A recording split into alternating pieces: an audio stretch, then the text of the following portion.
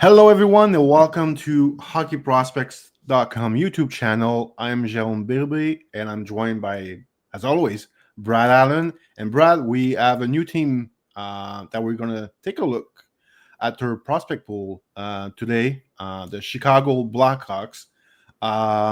So let's maybe Brad, maybe a first look at the Chicago prospect pool. It's a massive one. We're only doing a top 10, but there's other guys that didn't make the top 10 that we actually like really like as prospects. And we're gonna talk about some of those guys a bit later. So let's just take a look here at the top 10 that we have here. It's a very strong top 10, probably the best top 10 we've seen so far in the teams that we have done so far. Maybe your first take on the Blackhawks, you know, prospect pool overall, but like mostly like the that top 10 here looks pretty exciting if you're a Blackhawks fans. Yeah, they're absolutely stacked. The big takeaways are that they love drafting genetic freaks and very fast players. That would be the main takeaway I would have with their draft philosophy. The other would be that there's no small defenseman in their system. And the No, only one they recently drafted from the previous regime bombed out. So I would be surprised if that changed at all. So with that exception, yeah, they have a ton of scoring talent, phenomenal back end coming in that kind of reminds me a bit of what Anaheim's trying to do, where I guess they have an embarrassment of riches on the back end coming in, and that allows them to find out as quickly as possible which one is going to be their true power play 1 and power play 2, and then they can trade the rest for more assets, depending on the type of D, obviously. Like if Kevin Korchinski can't pan out and be a power play option, then obviously he becomes tradable for a team that needs a power play quarterback. yeah, yeah. I mean, he's the he's the smallest D on the list here. So yeah, By he's a a lot. yeah, Not yeah. even, he's a bit like he's the frame is nowhere near Levshunov or Del Mastro's or Rinzel's. Yeah, Nowhere in the same world. yeah, yeah. So like when we made the list, just to maybe like a inside baseball thing for people at home, I think we had some pretty good argument for Renzo and Frondel at number one. I think we went with Renzo because I mean he's proving at the NHL level that he's already pretty good. He finished really well last year, and as we're recording, I just watched his first game. Play the most minutes of any defenseman on the team. Actually, any forward, any players actually. So and then Frondel, I think if we, I mean, he's a tough one because he's having like success in the ACHL right now. He's back on the wing on the second line with Joe Garden. If we're, I think, more convinced that he's a center at the NHL level, maybe it's a different discussion. But that's a really close one. You can go either way. I think on those two. That was a pretty close call here on those two. I think anyone can do a top 10 ranking of the Blackhawks, and if they have front up number one, we're not going to argue with it because we were big Anton Frondel's fans last year, and we were pretty patient with him. Like he had a bit of a slow first half last season with all the injuries, but what he did in the second half in the Allsvenskens was pretty special. Based on last week, he's off to a pretty good start in the SHL. So maybe if you look maybe at you mentioned the decor, Brad. So Renzo is doing well at the NHL level. Levshunov, it's been a bit of a hit and miss with him. I think there's more work to be done with him. I think he's going to need more time. I know he's with the Blackhawks right now, but I think he needs a bit more seasoning. Maybe in the AHL, as you mentioned, Korchinski. Korchinski is a bit of the. I don't know if it's the wild card is the right term here, but with how much Rinzel improved in the past 2 years, and now he's gonna be a power play guy. He is a power play guy right now at the NHL level. That's one less spot for Korchinski to take with the Blackhawks. And then, if Levshunov becomes like the second power play guy, it just becomes a bit difficult for Korchinski to really find his place on the Blackhawks in the future. So, like I think maybe he could be somewhat of a trade option for the Blackhawks down the road. So we'll see. I'm sure he has still pretty good value around the league, but you have a guy that you pick in the top 10, made the NHL at 19, and then went back in the American Hockey League last season, and now he's back in the American Hockey League for his second, technically third pro year. That's to me sends a little signal that maybe the development is not going as smoothly as maybe some people expected out of Korchinski. I think Del Mastro is incredibly underrated. It's funny, like his production went down last year in the American Hockey League. A lot of it was because he lost his power play ice time to Levshunov, but I think he's just a really solid, option to be a top 4D at the NHL level. He's big, he moves well, he defends well, and I think he's offensively, that will not be his job. I think he's a bit underrated. I think he can do some nice things offensively, moving pucks, and also he can really shoot the puck. So, and maybe last one I'll mention before Brad, I'll let you maybe talk about more guys here. Vaclav Nestrasil, he was one of my fave from last year. You mentioned Chicago likes to draft those huge unicorn type prospect. He's one of them. 6'6". He's still raw. He's just starting his NCAA career. I saw he score a goal over the weekend. Good playmaking skills with that player. Also, he's a really, really physical player, and he's only scratching the surface of his potential. And maybe in 2-3 years, the Blackhawks have like a real nice, third line player, maybe middle six, that can be like a difference maker. Come maybe playoff. I don't know if the Blackhawks are going to be in the playoff, role in 2-3 years, but they're getting there. They have some younger guys, and I think Nestrasil will be a key player for the Blackhawks when they are a playoff team. Brad, any other guys from the top 10 maybe you want to quickly talk about? Because we're going to touch about some guys that are not even in the top 10, but just before we wrap up that top 10, maybe a few words on some guys. I know you have mentioned to me about Nick Lardis a lot last year because he was he couldn't do anything wrong basically last year in the OHL, scored 70 plus goals. So I'm sure he's one of the guys maybe you wanna touch here. Well, he's close to my heart. We have the same hairdresser somehow. So, so Lardis is the wild card for me offensively. You mentioned Korchinski is the wild card defensively. Lardis would be the wild card offensively because if he hits, it really changes the dynamic of the top 9 long term because he can offer some phenomenal primary scoring.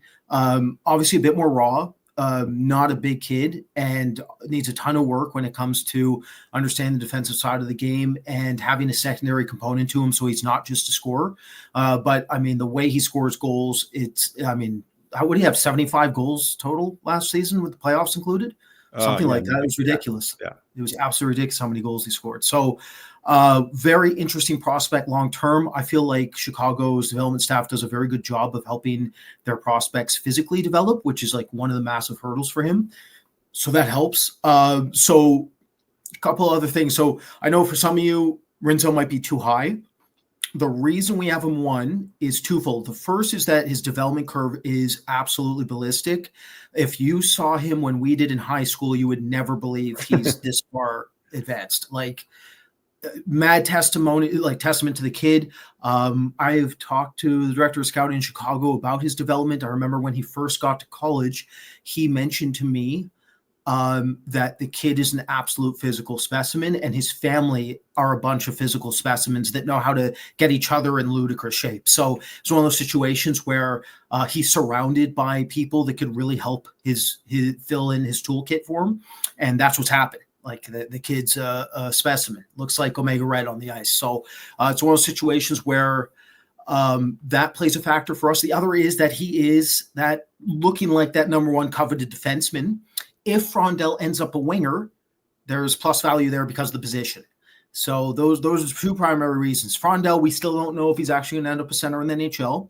And the development curve with Rinzo, we know where Frondell we don't, and that's not Frondell's fault. Now, that said, if we're going to talk about curves, we expected Frondell to eat up the SHL this season so far, and it's very early, but he was doing better than Elias Pettersson at the same age at this stage in the SHL. Now, Pettersson exploded around Game 7, Game 8 in the SHL. That's when he exploded with Vaxo, took off and beat Nick Backstrom's records there in the SHL for his age category. So I would be surprised if Frondell did that, but if he even comes close, then Chicago really knows what they have on their hands, and it will give everybody that are the fan of the Blackhawks something to look really forward to, because it's very difficult for a true 18-year-old to put up more than point per game in the SHL. That is an incredibly rare feat. It is really I can't remember the last prospect to really miss Jerome out of the SHL has done that. Oh, do you want David Rundblad? Ottawa's defensive prospect would be the last one. Rundblad was like considered uber levels coming in because of what he did in the SHL. It didn't pan out for him. But forward wise, I legitimately can't remember the last like elite level 18, 19-year-old decimated the SHL, didn't become a high-end star player in the NHL. Levshunov. So, we were a bit down further on this defenseman than Chicago was. We had Zeev Boom in our 3 slot, and obviously he went to Chicago at number 2 overall. So they're extremely high on him.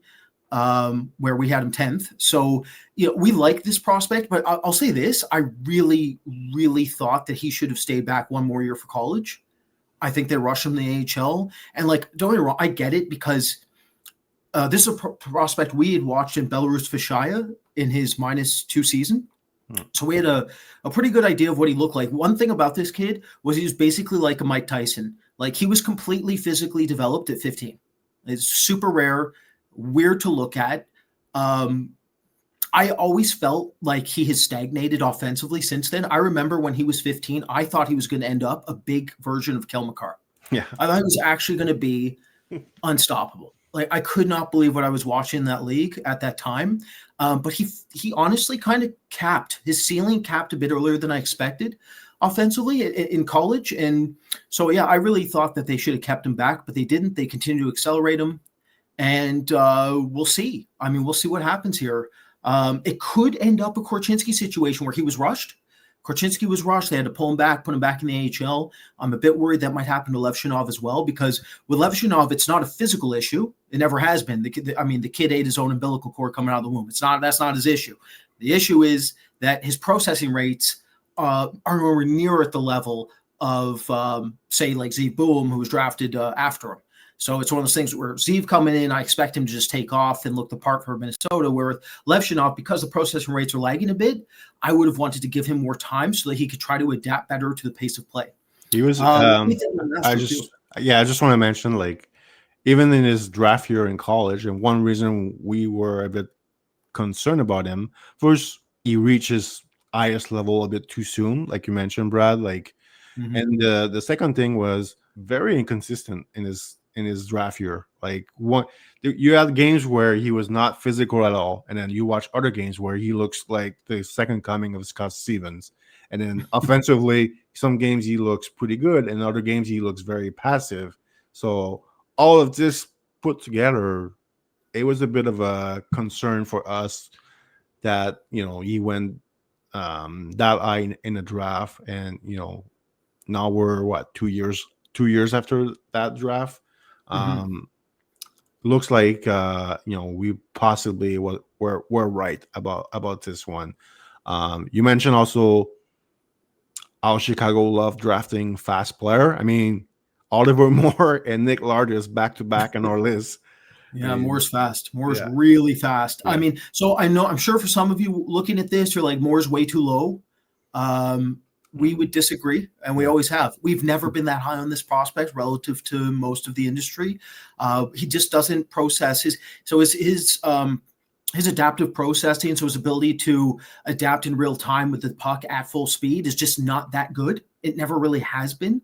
And as a result of that, like, he's never really optimized his play in transition. So he'll get a tremendous amount of opportunities to create offense, but then he doesn't create half the offense he theoretically could if his execution rates were higher. So you're looking more like a Michael Grabner situation for us than, say, like, like one of the, like a McKinnon McDavid style, where like they can just process at that top speed. Moore doesn't fall into that category.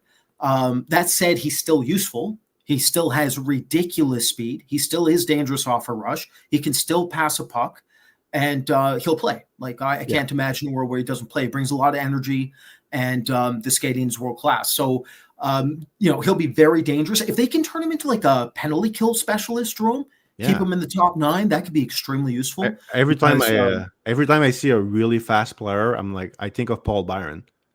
How good Paul Byron was on the PK. And I think Moore and Lardis. I mean, Lardis became like an insane goal scorer in junior, but in his draft year, I didn't really see it come. I didn't really see that coming. I thought he'd be more of like a third line, high end PK guy with his speed and hustle. So we'll see how they both turn out in the pro. They're both going to play in the AHL this season, so it's going to be interesting to see how they progress over the next few months. But they definitely can skate.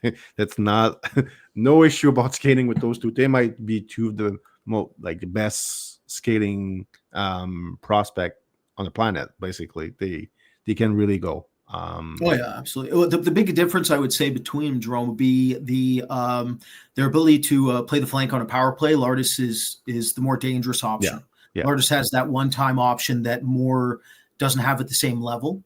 And then you got your power forwards there so you got Vanacker, who we love. We think he's more like a hybrid power forward than a true one. And then Sacha Boisvert, where he's basically your Swiss Army knife center who does a whole lot of good things for you. And it's important. They're important because it really rounds out what's going on here in the system.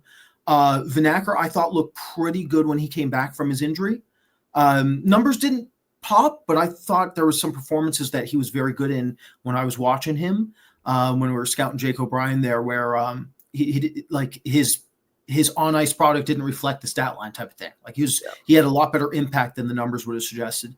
So we should HM it, Jerome. Let's go over some honorable mentions here. I'll start out the gate with just before Brad. I want to mention this, like, because Boisvert went 18 in the draft. Vanacker went 27 in the draft, which is funny to us because we had the exact opposite. We had reversed. Yeah, we were more fans of what Vanacker brought to the table than Boisvert. Boisvert can really shoot a puck. I'm not sold on the playmaking from him. So can he be a Sandler at the NHL level? I'm not sure. I'm curious to see how he does this year in college. He went from North Dakota to BU, Boston University, I believe. So it's going to be interesting to see. And Vanacker, his team Brampton should be a really, really good team this year in the OHL. So, with Jake O'Brien, Jiricek, they are stacked. So it's going to be fun to watch him this year. And being LT all year long is, going to be a key for him. So honorable mention, Brad. Maybe you want to start with your Russian goalie that the Chicago took in the 7th round this past June. Sure. Yeah. Shout out to Dan Ellis there, who's a goaltending scout for them, in charge of their goaltending department, I think. Don't quote me on that. I'm pretty sure he is. But I've had conversations with Dan, and we look at the position very similarly in the sense that, from a philosophical perspective, the motto is there's always a Russian. There's always a dark horse Russian. Got to go find him. Unfortunately for me, I knew this goalie well and thought he was under, then didn't go back to him last year. And that's ironic because then he got drafted. And I was like, uh-oh. And I was like, oh, who drafted him? It was Dan Ellis. I was like, oh, here we go. So I had to go watch him this offseason to see if I really missed. And sure enough, he was looking pretty darn good. The reason I was a bit lower on him is that he's a blocking style goalie with pretty heavy weight transfers. But admittedly, last year they improved a lot. And he does have like very good extension rates, very good external hip line for a bigger, thicker blocking style goalie. Reminds me a lot of a Russian Jesper Wallstedt, which means like very intelligent, like dynamic thinker of the play, reads release points extremely well, knows how to create bait and trap saves, meaning he'll lead a shooter into a specific shot selection that gives him an advantage in high danger saves, which is very difficult for a goalie to do unless they're very intelligent. That's one of Wallstedt's gifts. And it's one of Konarski's gifts. And the reason they need that is because their rate of recovery is reduced as a result of, again, those weight transfers. So I missed on him, and I will make the argument he is right now the best 7th round pick in last year's draft by a mile. Like not even close. He's putting up Shesterkin numbers in the VHL right now. Now, I believe he was a year older than when Shesterkin pulled it off. So, and I'm not saying he's Shesterkin in any capacity. He's not. Very different goalie. But let's put it this way. AKM Tula without him would not have won a game at all so far this season. They are not a good team. He's the only reason they've won anything. And there's tremendous potential here. Like if this kid can physically develop, which we talked about with the system, this is a very good staff at developing kids who are a bit underdeveloped. Konarski, if they can get him more explosive, get him quicker, get him leaned out a bit, if he can improve his weight transfers, you all might hear his name one day playing the NHL. You're like, who in the heck is that? Where did this kid come from? So excellent late round pick by Chicago. They can be patient also with him. They have Spencer Knight with the Blackhawks, so there's no rush for any of their goalies. Looks like they have like a really nice pick here in the 7th round, and in recent years it's been really hard to find actual NHLer in the 6th, 7th round. I feel like scouting overall is getting much better like around the NHL, and it's tough to find some of those unknown prospect that can slip all the way to the 6th, 7th round and end up, in future years becoming NHLers. It's a lot less in the last few years. If you look in the history of the NHL draft, there's a lot. You look at in the 90s or early 2000s, there was a lot of still from teams with guys in the 6th, 7th round. A lot less lately. So maybe he's one of the few that will actually, make it. We have two other honorable mention here, Brad. Mason West, who was a 1st round pick. So that's how deep Chicago's prospect pool is. A 1st round pick, and he's not even in their top 10. Mason West, what's interesting with him is that he has not played hockey this year so far. He's playing football. So that's, it's very, very interesting. And me personally, if I was, someone in the management with the Chicago Blackhawks, I'd be a bit scared. Like he's one hit away on the football field from not playing hockey again. So. But he's a we mentioned with Nestersil, like he's in the same mold, very unicorn like type player, great athlete, obviously, being a quarterback in football. Watching him last year, Brad, like we did mention that it was a bit mixed for us watching him in high school. He was seems to be a recurring theme with watching high school players. It's really hard to scout, but we got a better sense of what he was and what he could become when we watch him in the USHL. So the Blackhawks took him 29 overall. We had him ranked 38. So obviously the Blackhawks were bigger fan than us, but he's a long-term project. and I'm really, really curious to see what he looks like on the ice in 2, 3, 4 years. He's going to play in Fargo in the USHL this season once his football season is done. But the way he skates, how much physically stronger he's going to become in the next few years. It's a very interesting pick by the Blackhawks. And maybe the last one I can mention, and one who's doing really well in the KHL right now, and someone who would be ranked probably in the top 10 of most NHL teams is Roman Kanserov.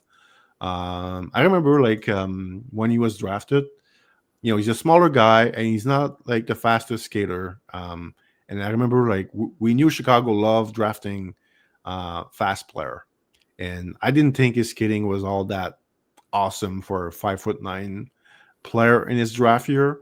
And he has improved a bit his skating since his draft year, but he's doing really good in the KHL right now. I think he's over a point per game with his team. Really really interesting pick for the Blackhawks. He's a smaller guy, like about 5'9", maybe 5'10". So it's going to be interesting how he's going to adjust to the smaller highs, the more physical game that we have in the NHL or even AHL if he goes there. Again, the Blackhawks are stacked with prospect. He's another one that has legit chance of being an NHLer. I mean, the Blackhawks have a lot of picks, so that tends to happen with teams that have a lot of picks. They tend to the more picks you have as a organization, the better chance you have to find players. It's a bit of quantity over quality at times, but it does allow you to maybe take some risk at the draft when you have a lot of picks. You can, maybe a Mason West is a bit of one of those situations where maybe if you don't have a lot of picks, maybe you don't take that chance with that player. So anyway, Brad, maybe you want to quickly touch on those two, and that's going to wrap up our look at the Chicago prospect pool here. Yeah, well, Kanserov caught my eye in his -1 season when he was playing with Nikita Grabenkin in the playoffs. Yeah. And he was really good. Like, we thought for sure he was going to end up in our top 30, 40. And then as Jerome mentioned, the explosiveness in the skating wasn't there. And at 5'9", it's we want to take that chance. And then obviously he's taken off since. So that's one for us where if he really actually ends up playing, I might run it back a bit to see if there was any more indication within the skating would get there. But we always thought the talent level was very high. We always really appreciated the skill set of the player. The other one, I'd say, I'm with you, Jerome. Drafts are all about risk assessment and what you're going to do. And they had a ton of resources. So why not swing on the Dean Letourneau of this class, which is what they did, right? This is essentially, the high school freak of nature that needs a ton of time in Mason West. And the one thing I'll say about Mason West that was interesting to me was when you're hearing interviews about these players, I want to see their own assessment of them and see where they're at. And I found Mason West to be opposite of what I thought of him. So it's interesting for me to see what he'll look like developmentally, because he basically said he was a shoot first forward, and his primary skill was his shot. And I would completely disagree with that. I think his shot's incredibly inconsistent, and I think he's more of a primary playmaker. So it'll be interesting to see what happens with him long term. But if he can get, and I'm sure, I say if he can, I'm sure he will. He's a freak in nature, this kid. When he gets better stride depth and he's more stable on his skates, he's going to be a ludicrous open ice skater. And that will allow him to open up his game because he won't have to think at the same rate as some of these other kids on the ice. Because admittedly, he is raw. Some of his backhand playmaking rates are all over the map. Yeah. His execution rates net front were really bad in the USHL. That's why he wasn't scoring. So it's one of those situations where we'll see if he fully commits to hockey finally after the season. Maybe we'll get a different version than what we've seen. Yeah, I think his USHL viewings gave me hope a lot more than the high school games that I saw.